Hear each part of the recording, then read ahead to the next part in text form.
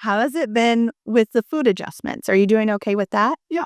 Yeah. You guys, your outlining your plan is incredible because if you just follow it step by step, you will be fine. I mean, the week, I think I went 7 days without anything solid. And then we moved into the softer stuff. It's where I'm at right now, potatoes and eggs. Exactly what was presented to us at the beginning of this is what we're going through right now.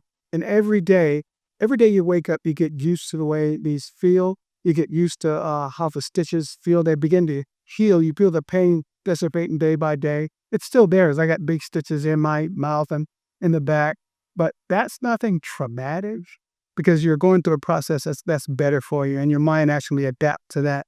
It's for the greater good. It's like doing 20 push-ups a day because hey, at the end of these, I'm going to be a little bit more bumped down. That's so true. I think one thing that gets misconstrued a lot too going into this for patients is thinking that they can't have food and they can't eat, and that's not true. We want you to eat and we want you to get those nutrients and proteins, but I have heard, yes, it is quite a good diet and Yeah, that's an awesome diet. It works. It works fine.